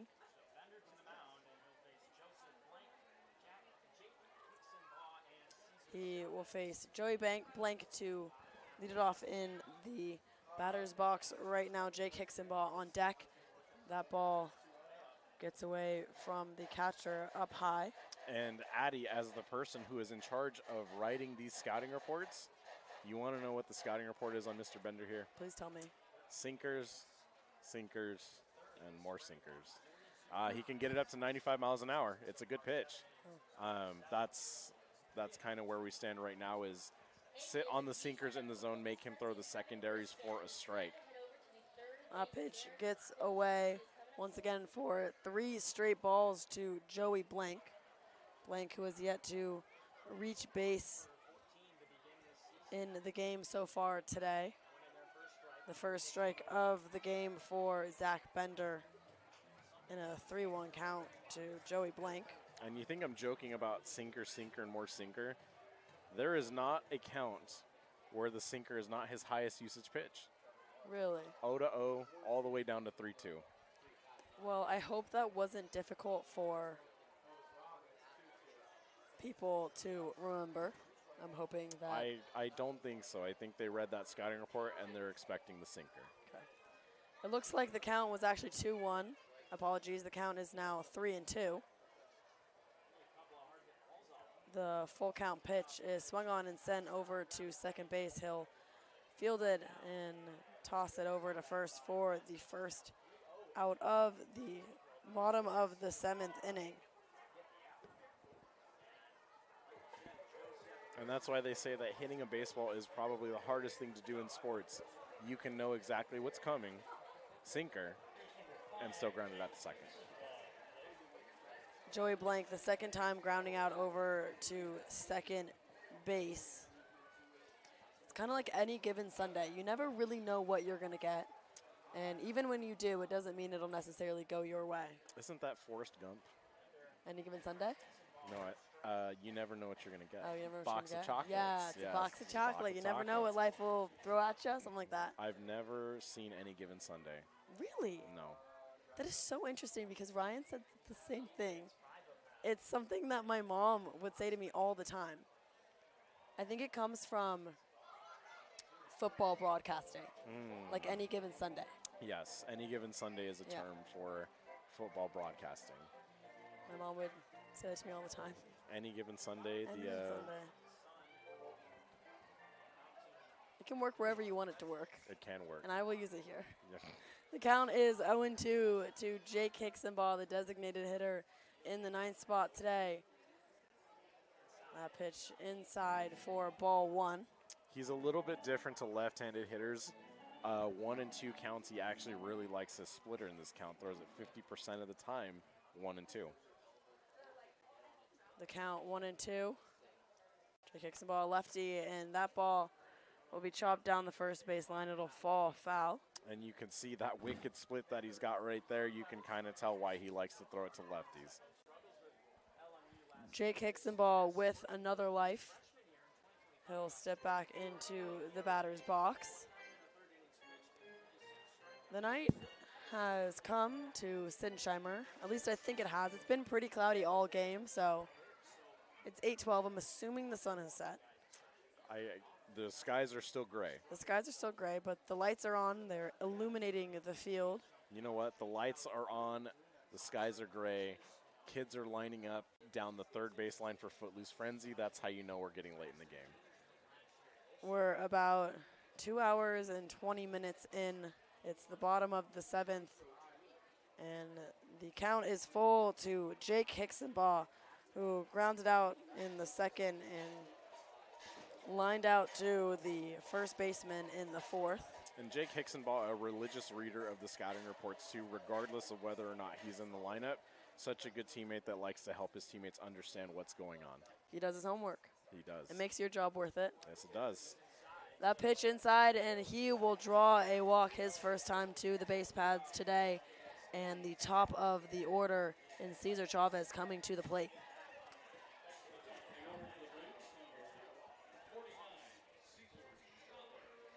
Cesar Chavez reached base in the third off a single. Eventually made it all the way around to bring in the first run of the three-run third inning. The first of three in the third. There we go. The first pitch gets away from the catcher, and Jake Hicksonball will jog down to second. And you know, Addy, I was about to say, don't be surprised if there's a little chaos on the bases here. Hicks turns the lineup over for the top of the order. This is kind of where the Blues like to start running wild. However, no need to with the wild pitch. We saw Zach Bender lose a little bit of control over some of those pitchers in his first appearance to Joey Blank and even to Jake Hicksonball. So it's not necessarily surprising we saw that happen to the top of the order in Cesar Chavez. That'll be a call to strike one. That is a pitcher's strike, I would say. A pitcher's strike. I like that. That one would make the catcher very happy. 1-1, 1 out, 1 runner on to the number 1 batter in the lineup. He'll swing and send that one to the first base side over by Beer 2. And I just saw 3 little kids tackle each other for the ball. Got to get that free foul ball, Addy. Got to get that free foul ball. 1-2 to Cesar Chavez, looking for his second hit of the day. What do you think he likes in this count, the pitcher, Zach Bender? A sinker. Yes. 1 ball, 2 strikes. Jake Hicksonball over at first. The pitch is swung on and sent right back over the first base side. There appears to be some sort of like mist fog kind of creeping in right now. I wonder if it's making it harder for the hitters to hit right now. Yeah, it's all of a sudden in this at-bat, really, Cesar Chavez's at-bat, you kind of see this haze coming in. I was mentioning earlier that's kind of what happens when you're here in SLO. You're kind of sunken in between the mountains and the hills, and fog and mist kind of just covers the town. That ball will be swung on over the first base side, a little trifecta, but will be caught by the second baseman. Dylan Immel will make the play, and that will be the second out of the 7th inning. And you've got to wonder with Zach Bender's control issues in this inning. Great pitch by him to get Cesar Chavez out there, but Zach Bender had been up in the bullpen pretty often since like the bottom of the 3rd inning, just throwing down there, getting up, getting warm, getting hot in certain scenarios, and then all of a sudden sitting back down. He did that 3 times. Who knows if this has anything to do with what we've been seeing today. Yeah, it's interesting that he kind of had a little more extra time than a lot of pitchers are given when warming up and coming in. I know that the pitching staff was expecting Zach Bender to come in relief for Oscar Salazar, but he had plenty of time to get warm, so it's interesting that we're seeing a couple of these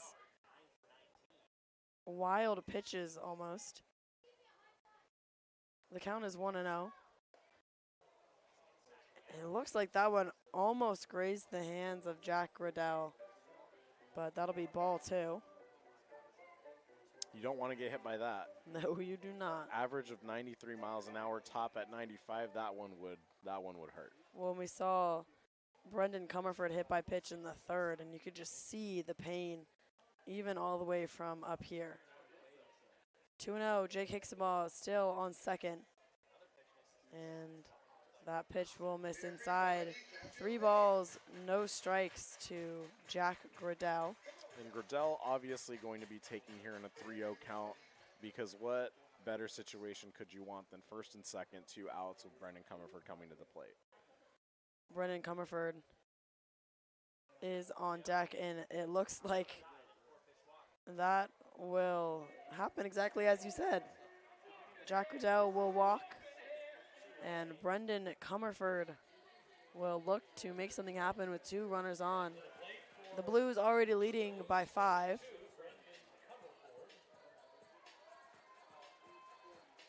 And this guy at the plate can hit, I tell you what. I mean, this lineup, 1 through 9, no matter who's in the lineup, can mash. It's like a great issue. It's a great issue for Dean Traynor and the pitching staff. That'll be a double steal. Jake Hicksenball will head for third, and it looks like the catcher, Cam Andrews, will have him out over on third base. And that'll be it for the 7th inning. The Blues, 2 runners on, 1 in scoring position. A double steal attempt with Brendan Comerford at the plate and unable to capitalize. We will go into the top of the 8th inning. The Blues still leading 5-0 here on the Blues Streaming Network.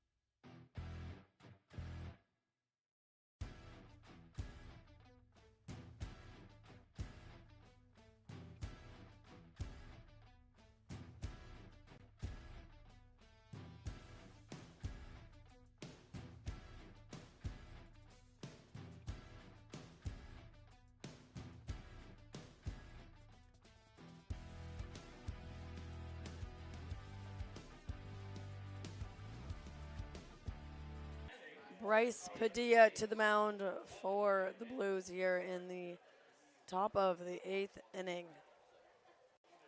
He will come to face Cam Andrews,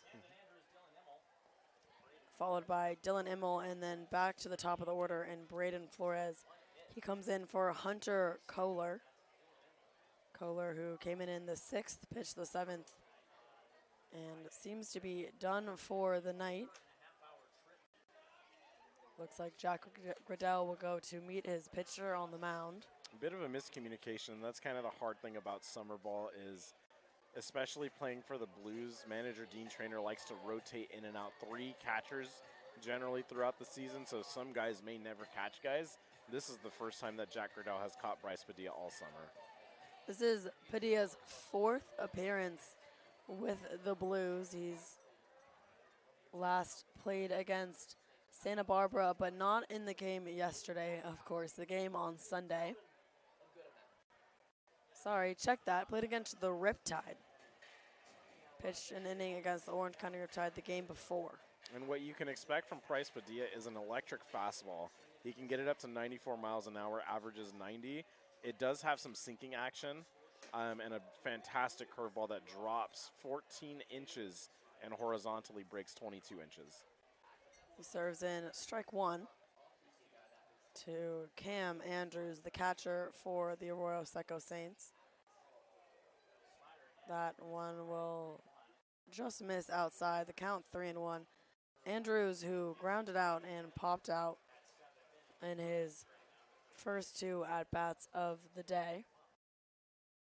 The pitch is swung on and sent over to third base. Brendan Comerford will send it way high over CJ Moran over at first. Cam Andrews will be safe on an error from the third baseman, Brendan Comerford.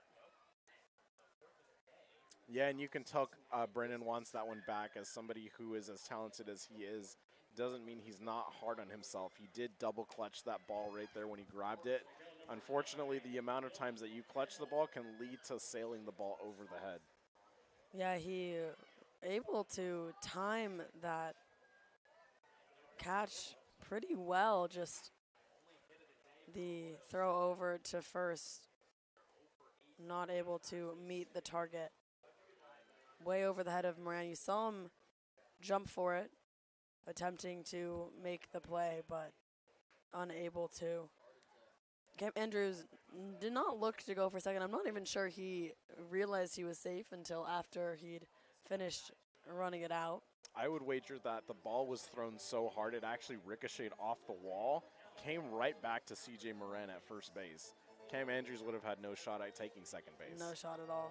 The count is 1-1 to Dylan Immel, hitting ninth today. He holds the only hit for the Saints, a single in his last at-bat. And you can see Cam Andrews trying to dance around on first base, trying to bait a throw from either Gradell or maybe a pickoff move from Padilla. Not really a threat to steal as we saw with the Blues last summer, so good job by Bryce Padilla for ignoring him at first base. Dylan Immel, a 1-2 count, no outs, a runner on first. Pitch low for ball number 2. Bryce Padilla currently in the transfer portal. Spent his first 3 years over at Santa Clara University. The 2-2 pitch swung on for strike 3, and Padilla will sit down his first batter of the inning, and that'll bring up Braden Flores, the top of the lineup. And that's what manager Dean Traynor loves about Bryce Padilla, is the fact that he's got that really nasty curveball to pair with his two-seam sinking fastball that he's got. He's virtually splitless. He's the same against righties as he is against lefties. And Bryce Padilla will face a lefty now. The top of the order, Braden Flores.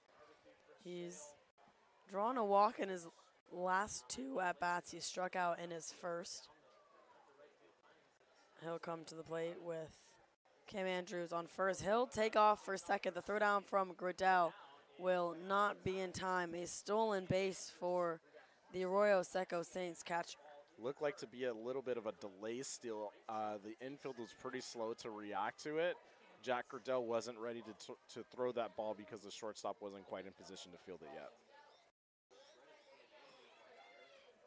I'm sure many will appreciate a delayed throw down and let the catcher go to second, then attempting and sending it into the outfield.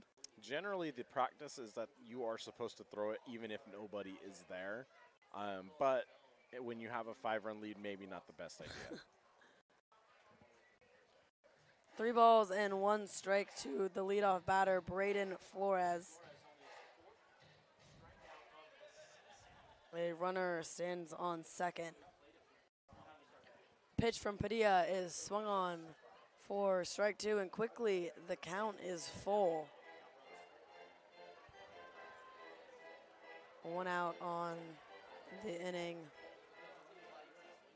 Not even 3 hours into the game, and it's the top of the 8th.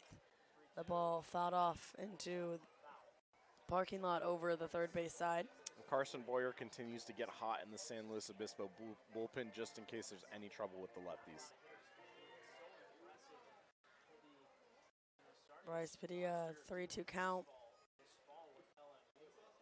1 out.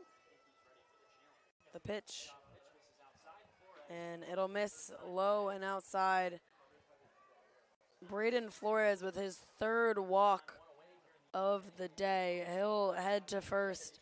Cam Andrews stands on second. And that was a very close miss there, Addy. It looks like the home plate umpire zone has kind of tightened up as the game has gotten along. This mist kind of hovering over the field still. I felt a little bit of it up here in the press box. Fans are trickling out. First pitch inside for a ball. I believe the announced crowd today was 1406. What did you guess, Addy? I think I guessed 1403. You think so? I'm pretty sure I did. I guess 1435. Oh my gosh, I've never won. All right, that pitch will be swung on to Comerford, who will collide with Cam Andrews on second and then toss it over to first for the out. What a play by Brendan Comerford. I mean, regardless, that was always going to be interference anyways. However, to tag Cam Andrews out, take the body check, and throw it all the way to first base, that's a fantastic play by a talented third baseman. That will make up for the little blip to the throw over to get Cam Andrews out. What a play to end the top of the 8th inning. The Blues take it into the bottom of the 8th. They still lead 5-0. They haven't scored since the 3rd. We'll see what they do when we get back.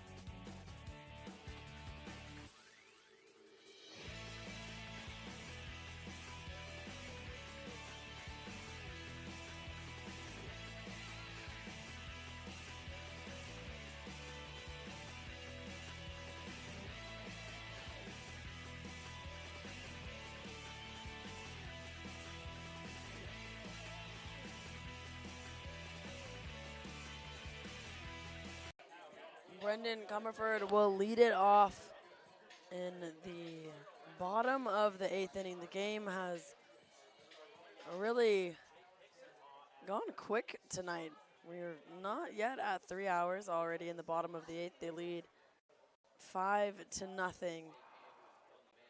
The first pitch is swung on, sent over to right field. It'll go back, and the catch will be made for the first out of the inning. Cannon King out there in right.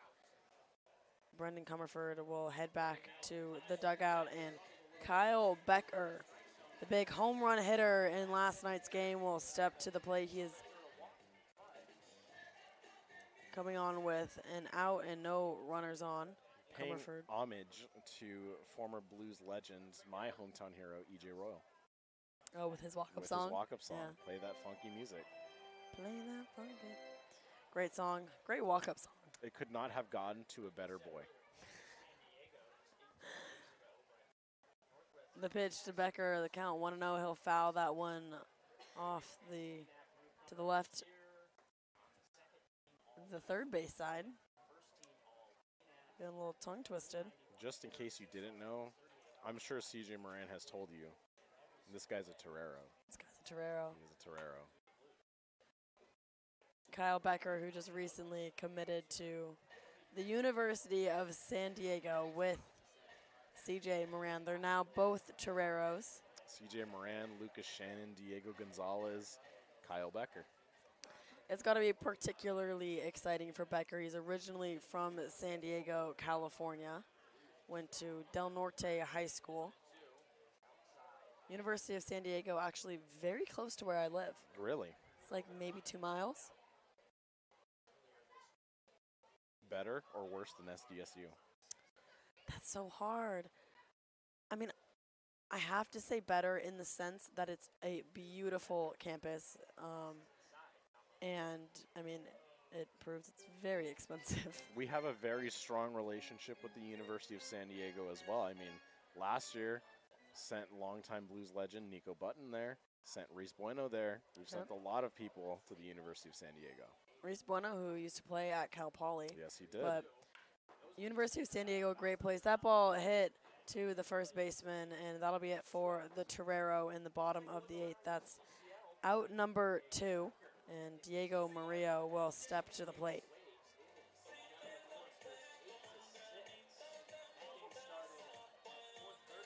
The Blues haven't scored since the 3rd inning. They scored 2 in the 2nd and 3 in the 3rd, and that's kind of been it since then. Diego Murillo, who scored the first run, he'll step to the plate.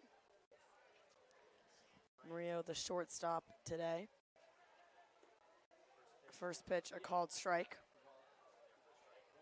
It's a good frame there by Cam Andrews to steal that ball. Looked to be in the other batter's box, but great receive by Cam Andrews to steal the strike for his pitcher.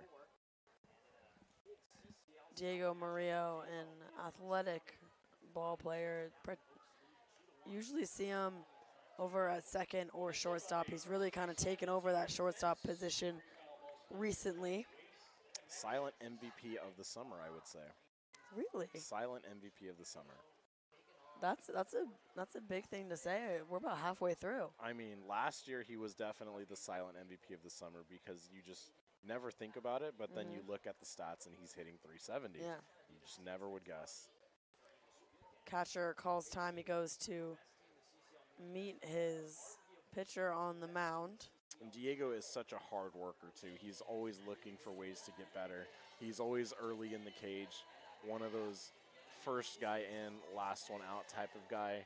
Just a gym rat, you know? Well, and it shows on the field. He's already today made a couple of really impressive plays over at shortstop. And we saw the same thing yesterday against Santa Barbara, which is always a tough game for the Blues. They'd fallen to them just a week ago. And you can always kind of trust either when he comes to the plate or when he's out in the infield. You can really trust him there. And you're right, kind of silent. You don't really think about it because you don't have to think about it. The count is 0-2. The ball will miss low and outside.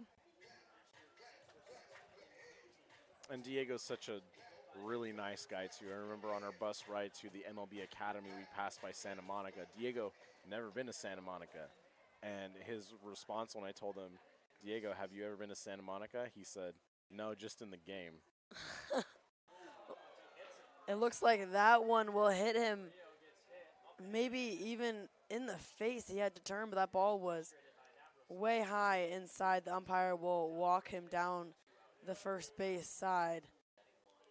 And not intentional by any means. I mean, you don't really want to hit anybody, especially this late in the game when you're already down by 5 runs. There's no need to give anybody any base runners. Good on Dean Trainer and the athletic trainer to go check on him to make sure he's okay. That's the second hit by pitch to a Blue today. The first, Brendan Comerford, who was hit in the hands in the 3rd inning now. Diego Murillo. It looks like a little conversation with Murillo over on first. He seems to be all right. They'll leave him out there. But he was never coming out of this game, Addy. he was never coming out of this game. He is such a gamer. He was never coming out of this game. No, and he seemed to be all right. He didn't seem too affected walking down. He took his time getting to first, let himself calm down. Moran shows bunt. He lays that one down foul. and that'll be strike one. Interesting decision there by the Blues to bunt for a hit with 2 outs. I guess if you're going to catch anybody off guard, 2 outs will be the way to go. That's true. You never really know what you might get. You never know. And again, look who's at the plate, Mr. Speed Training himself. Yep. It is 2 outs and 1 runner on in the bottom of the 8th inning. CJ Moran, who has doubled twice and singled so far in the game. And off goes Murillo to second. The throw will be in time. Cam Andrews gets Murillo out on the steal for second, and that'll be it for the bottom of the 8th inning. The Arroyo Seco Saints looking to do something about the 5-0 lead score going into the top of the 9th. We'll see if they can do anything about that when we get back.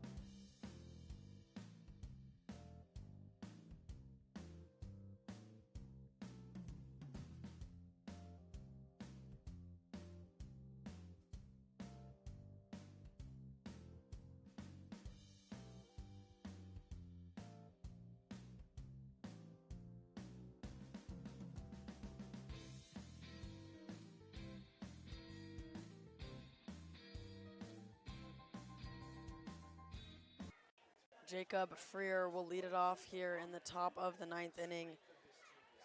The Saints chasing 5. They've recorded just 1 hit on the game so far. The first pitch outside to Jacob Freer for ball 1.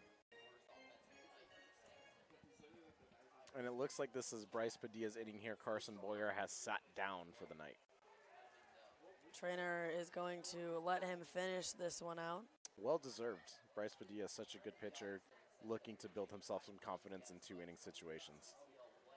We've seen him come in a couple of times and work into some tricky scenarios, but has been able to get himself out of it, and I think that really shows grit of players. That ball hit to left center field. Cesar Chavez will pick it up, but Freer will hang out at first base, a leadoff base runner for the Saints in the top of the 9th inning. That's got to be huge for the Saints dugout. Boost a little bit of morale. Almost every inning, the leadoff batter has been out besides the 4th, 6th, and 7th. First pitch, a called strike to Zach Light. Light, who reached on a walk in the 7th inning. It'll be his first time facing Padilla. And it's a good job by Padilla to come back and attack this hitter in the count after giving up a single, showing that he's not afraid to get back in the zone. The count is 0-2, no outs in the top of the 9th inning. Ball fought off. The Blues just 3 outs away from their 4th straight win. They beat the Alameda Merchants in a 2-game series on Tuesday and Wednesday, and then last night against the Foresters in Santa Barbara. Called a ball to Zach Light. The count is 1-2. Jacob Freer dancing a little bit over at first. He's not taking a terribly huge lead. CJ Moran stands over there with him, and that is called strike 3 to Zach Light in the top of the 9th inning. The Blues just 2 outs away from ending the game here. And what a great pitch there. Completely froze him with a front door curveball. He was not ready for that pitch. He didn't even look like he was attempting to swing at that ball. Watched it land all the way into the mitt of Jack Riddell. And a strikeout looking for Bryce Padilla in the top of the 9th inning. Cannon King now to the plate. King has reached base once off a hit by pitch. And the batter calls time. And Addy, to your point about the 4-game winning streak, it's always hard to know what type of Blues we're going to see after those emotional Santa Barbara games. Last year, that was such a big issue with the team. Big wins against Santa Barbara would follow up by slow performances. Almost a double play there for the Blues. The ball hit to Diego Murillo at shortstop. He tosses it to Joey Blank, who touches second, sends it over to Moran, but Cannon King makes it to first in time. Jacob Freer out on the base pads. The Blues just 1 out away from ending the game here. Sean Asperger, the designated hitter, looks to make something happen with 2 outs and a runner on first.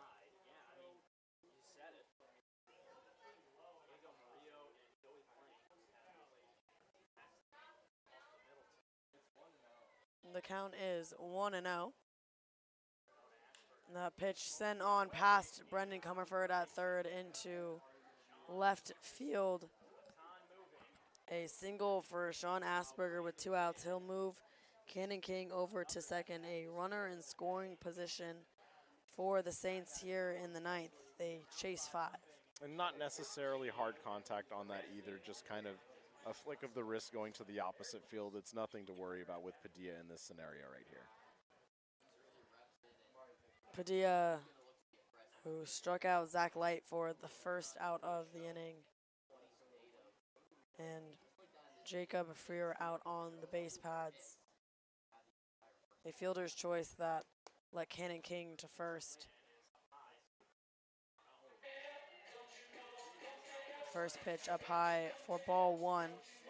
Cannon King now on second after a single from Sean Asperger. Brandon Nguyen fouls that one off the third base side. The count is 1-1.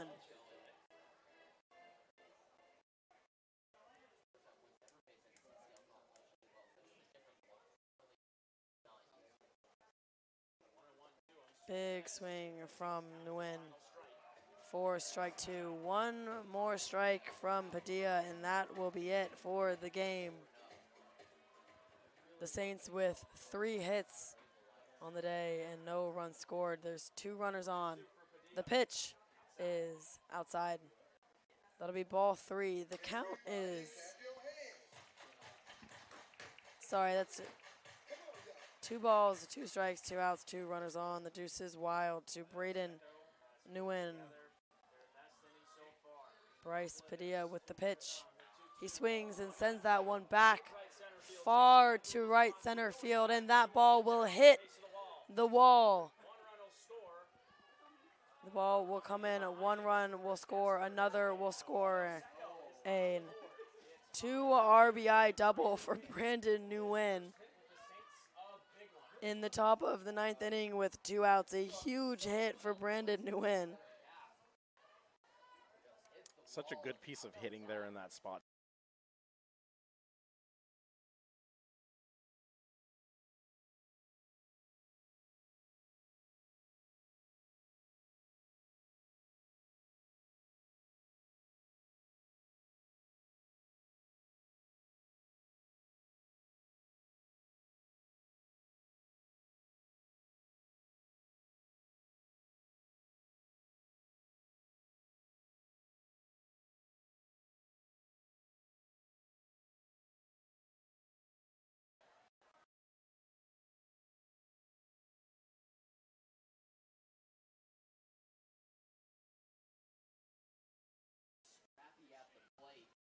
An error by Joey Blank lets Cam Andrews to first, and the catcher Jack Riddell will call time.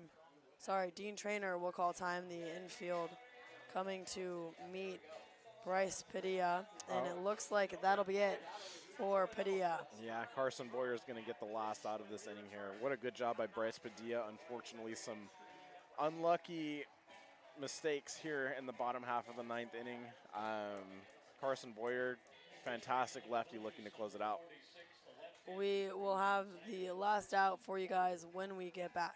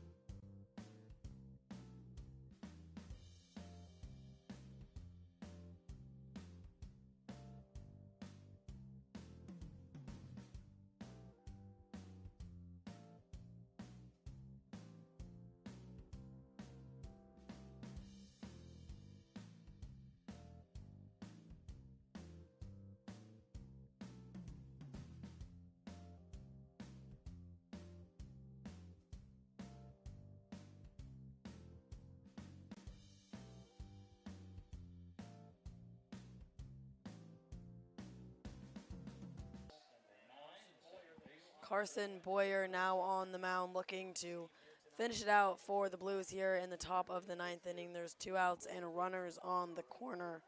Dylan Immel to the plate. Cam Andrews stands on first after an error from the second baseman Joey Blank. And Brandon Nguyen over on third. And this has now become a save opportunity for Carson Boyer. That's why Dean Trainer went to the bullpen, not wanting to risk anything. Carson Boyer will give any lefty fits. Big swing from Dylan Immel. The count is 1-1. 2 outs here to Carson Boyer, who comes in for Bryce Padilla. The 1-1 pitch swung on, sent foul, and that'll be strike 2. 1 strike away from ending the game. He said the same against Brandon Nguyen, and he shot that ball all the way to right field for a double, scoring 2.